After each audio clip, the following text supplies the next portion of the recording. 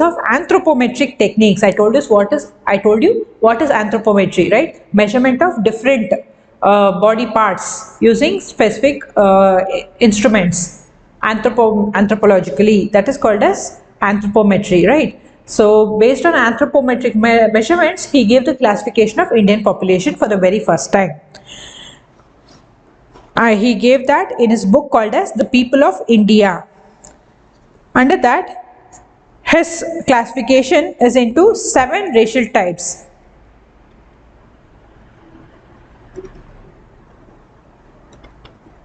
He classifies the Indian population into 7 groups. First one is the Turco-Iranian.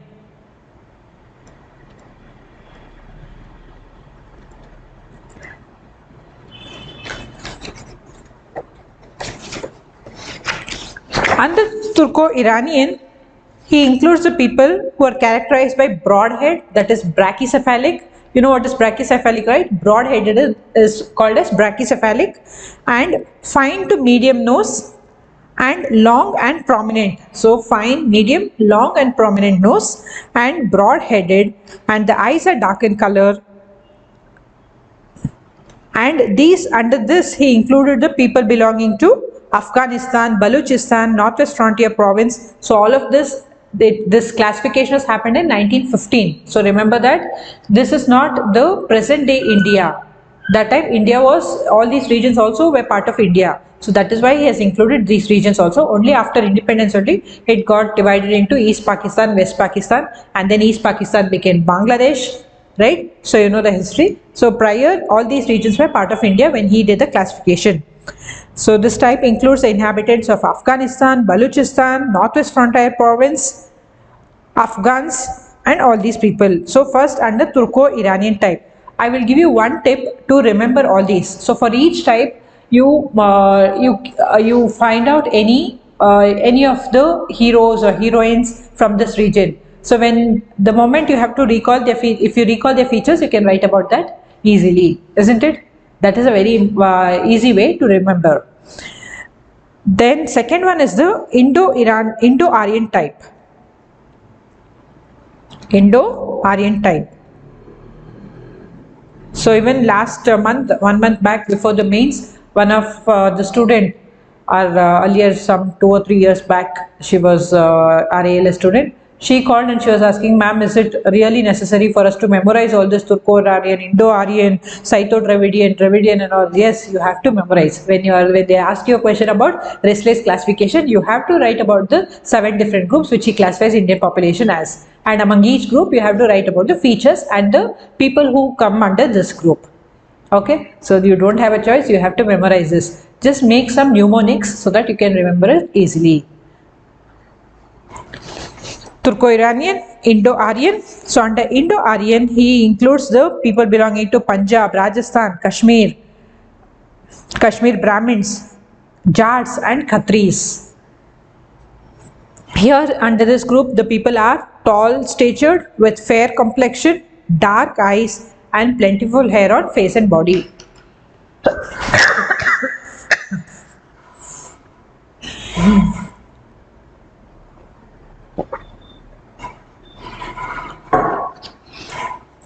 Okay. Next, the Scytho-Dravidian. The Scytho-Dravidian he includes the Maratha Brahmins, the Kurgis in this group.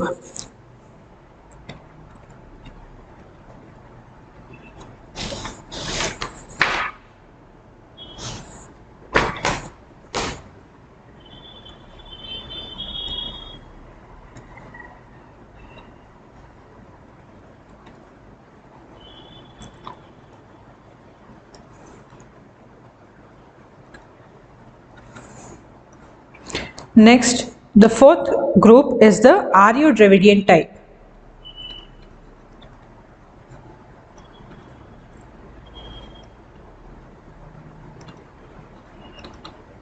Aryo-Dravidian type.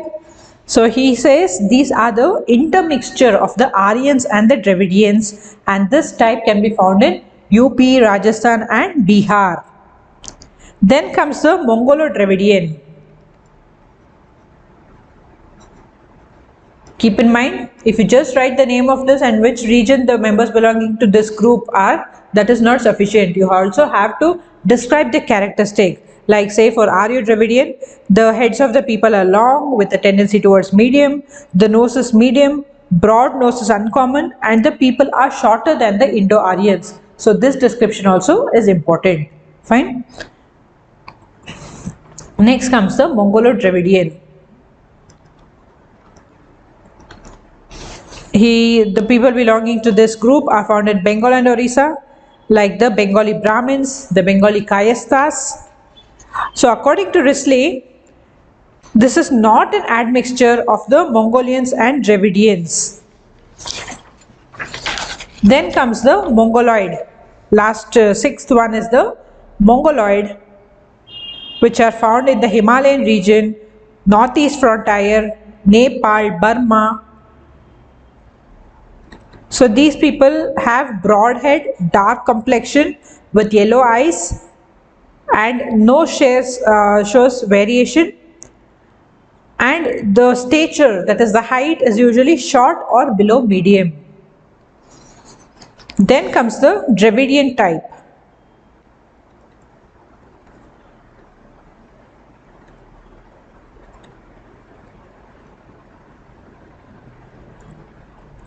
Then comes the Dravidian type.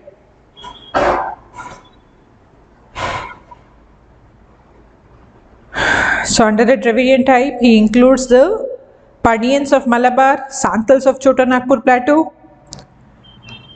And he says the Dravidian type are distributed in the region from Ceylon to the Ganges Valley, covering the entire southern part of India, including West Bengal, Tamil Nadu, Andhra Pradesh, Central India, and Chota Nagpur. And Risley believed that these peoples are the original inhabitants of India, who are found to be modified by the infiltration of Aryans, Scythians, and Mongoloids. So he says that the Dravidians are the original inhabitants of India, and they are widely distributed right from Ceylon up to the Gangetic plain, up to the Gangetic belt. Throughout the regions of Andhra, Tamil Nadu, Madhya Pradesh, you can find these people, and they are the original inhabitants, and the others who are there, they are admixture of the Dravidians along with the Aryans, Scythians, and Mongoloids. This is the opinion of Risley. Okay.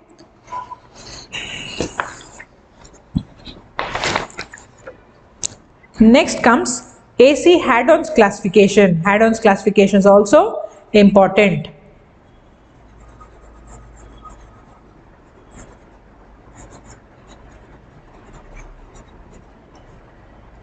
AC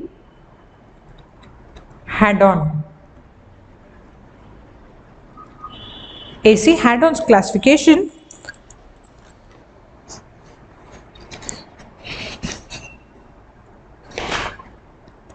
here he divides the people into three main geographical regions, that is the Himalayas, the northern plains, and the southern or the Deccan region.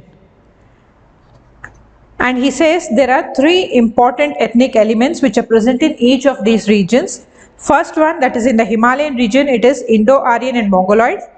And then in this northern plains, it is the Indo-Afghan, and in the southern, it is the Negrito, pre-Dravidian, southern brachycephals, and western brachycephals. Now, let us discuss in Himalayan region. First, he gives the Himalayan region.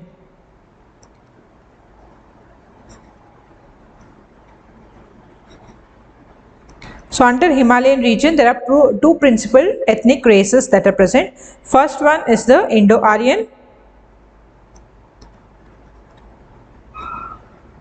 and second one is the Mongoloid. So these two are the two prominent races found in the Himalayan region. Next comes, so under Indo-Aryan, he includes the Eastern Punjab. And then under Mongoloid, he includes the representatives of Lepcha, Garo, Naga, Khasi, Dafla, and even the tribes of Assam. Then comes the northern plains. Second classification of his geographical classification is the northern plains.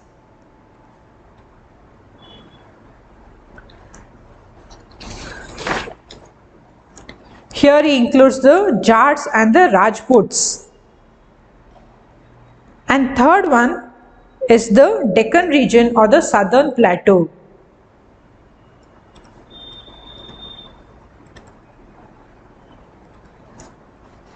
Under that, the different racial elements found in this region according to Haddon are: first one is Negrito. So he includes the Kadars of Cochin, Uralis of Nilgiris, Pulayans of Palani Hills, all of these under the Negrito. Second one is the pre-Dravidian.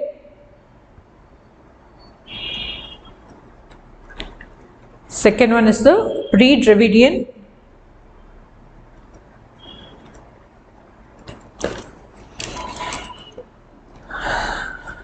Under this he includes the Bills, Gonds, Santals, Orion, Ho, Mundas, that is almost all the Central Indian tribes. Third racial group is the Dravidian, under which he includes the people of South India who speak Tamil, Malayalam, Telugu, Canaries. What is Canaries?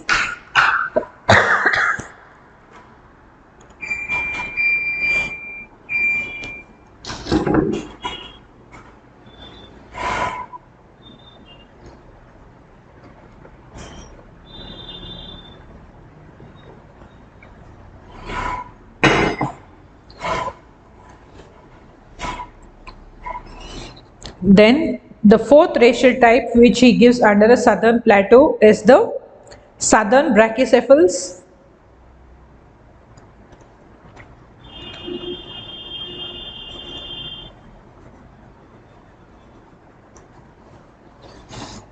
Southern Brachycephals.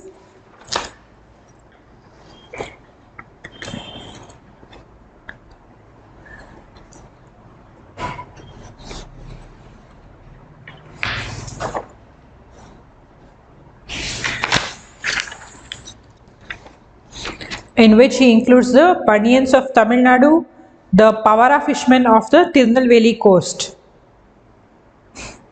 Then fifth racial classification in the Southern Plateau is the Western Brachycephals. Western Brachycephals. Then in this he includes the Brahmins of Gujarat, the Marathas of Maharashtra, and all. Then comes Guha's classification, B.S. Guha. Guha's classification is very important. Birajar, Sankar, Guha. So Guha also attempt to classify the Indian population based on race.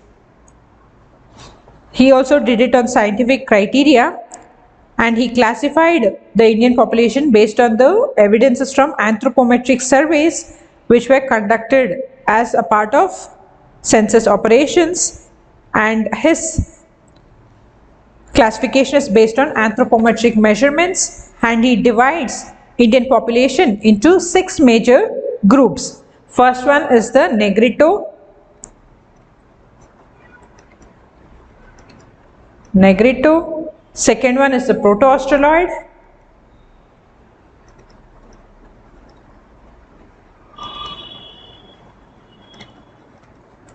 Third one is the Mongoloid.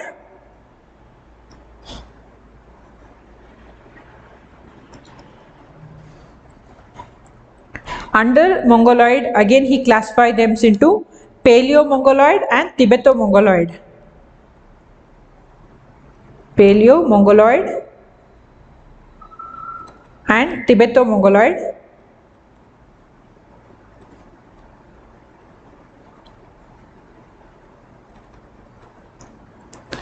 Then comes the Mediterranean. Fourth group is the Mediterranean.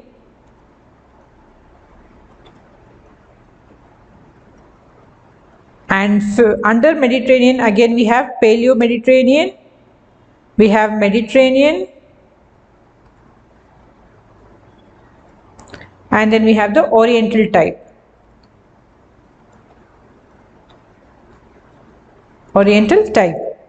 Then fifth one is the Western Brachycephals. Western brachycephals. Under that we have the alpinoid, dinaric, and the armenoid. Then sixth is the Nordic. Now if you ask me, should we memorize all of this? Yes, you have to memorize. So what are the 6 different groups which Guha attempted to classify the Indian population into?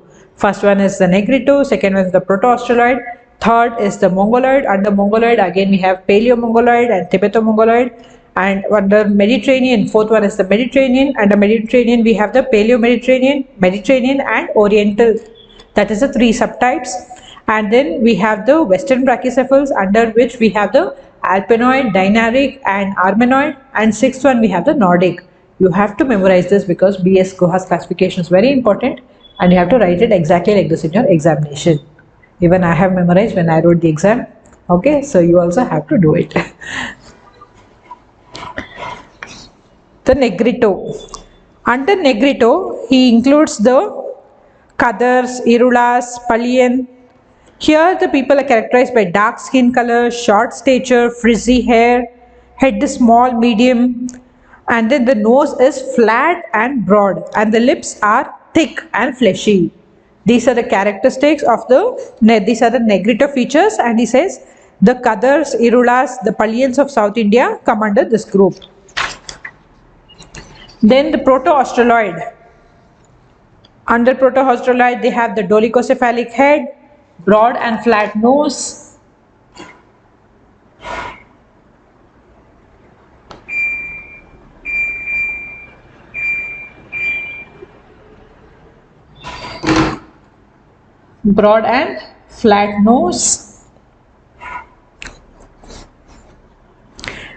height is short, skin color is dark brown to nearly black, and under this he includes the Orions, the Santals, the Mundas of the Chotanagpur region. And in the third classification is the third group is the Mongoloid, under which you have people having prominent cheekbones, hairs are straight, the eyes are oblique set eyes, you know oblique set eyes, right? Oblique set, and there's presence of epicanthic fold. Okay, they show epicanthic fold. And again you can divide them further into Paleo-Mongoloid, which can be further divided into long head and broad headed. Then we also have the Tibeto-Mongoloid. Then comes the Mediterranean, under which we have further subdivisions like Paleo-Mediterranean, Mediterranean and Oriental. Under the Oriental he includes the Punjabi Khatris, the Benia of Rajputana and the Pathans. Then the Western brachycephals, under which we have the Alpinoid, under which he includes the Banias of Gujarat, the Khati of Kathiawar, the Kayasthas of Bengal. Then comes the Dinaric. This type is characterized by broad head, and you can find these people in Bengal, Orissa and Coorg. Then comes the Armenoid, where he includes the Bengali Vaidyas and Kayasthas. The last group is the Nordic. In the Nordic, you can find the people are characterized by long head and eye color is blue or grey, and this kind of elements you can find in Punjab and Rajputana.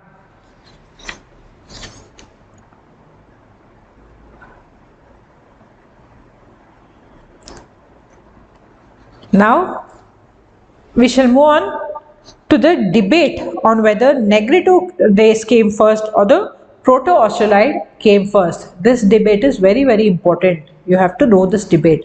So usually there are generally if you see there are 3 important racial types in India: the Negrito, the Proto-Australoid and the Mongoloid. So there's a general belief that the Mongoloid came last. So when you rule out, there is 3 important racial types in India, that is the Negrito, the Proto-Australoid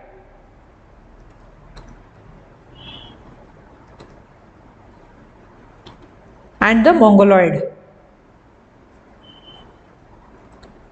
Isn't it? So it is usually believed that the Mongoloid came in the end.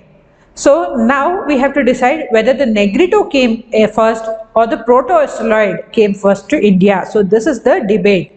So there's always an ongoing debate whether the Negrito race came first to India or the Proto-Australoid race came to India first.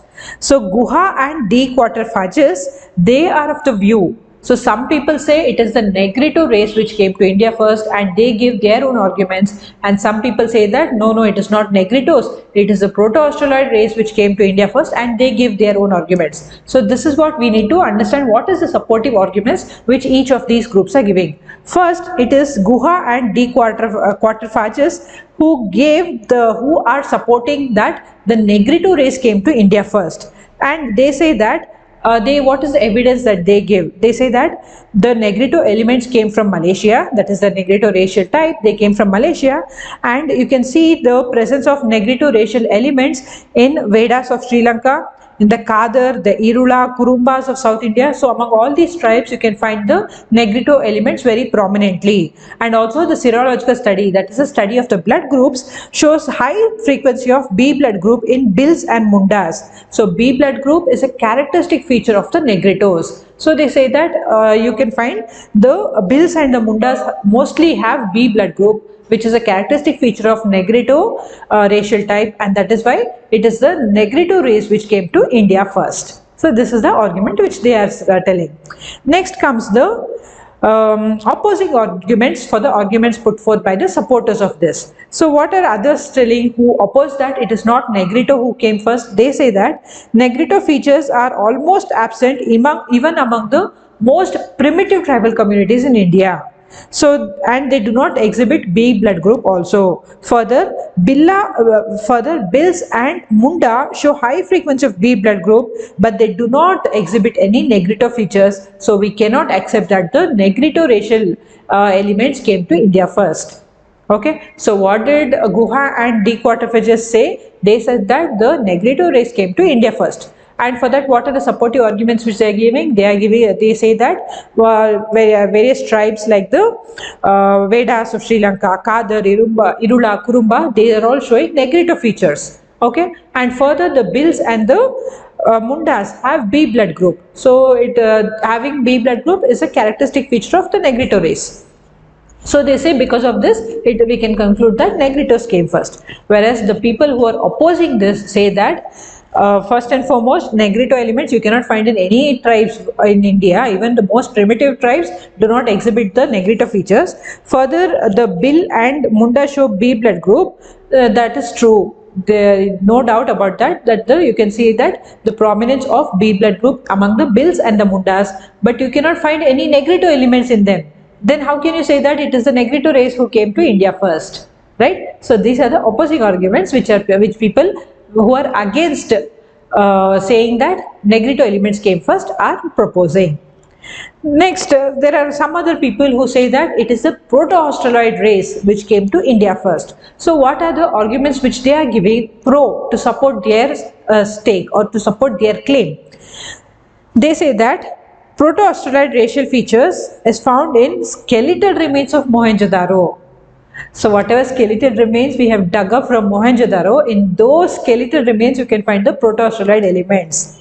Okay, then they say many primitive tribes have predominantly A blood group. So A blood group is a characteristic feature of Proto-Australoid race. So if that is present among many of the primitive tribes in our country, that means it is the Proto-Australoid who came first. This is what they are telling.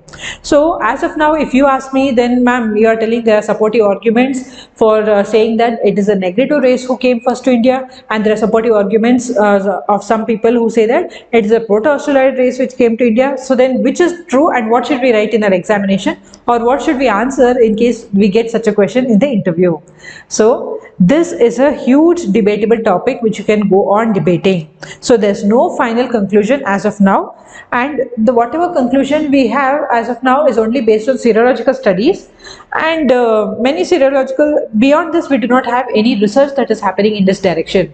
So only based on serological studies saying because they have A blood group, you cannot say they have Proto-Australoid race is the first which came, and because some groups have B blood group, we cannot say it is a Negrito which came first, right? So no final conclusion can be drawn on the basis of the serological studies alone. Also, many serological studies, okay, there is lot of okay, no final conclusion can be drawn only on the basis of the serological facts, especially when serological studies have not been conducted throughout extensively in India. Okay, we have to keep that in mind. So there's lot of scope for research in this direction. Still, on the basis of the present status of knowledge, we can conclude that it is the Proto-Australoids who were the earliest inhabitants of India who experienced the admixture with the African and Negrito races. So even after this, you cannot still come to a proper solid conclusion based on the serological evidences that we have right now.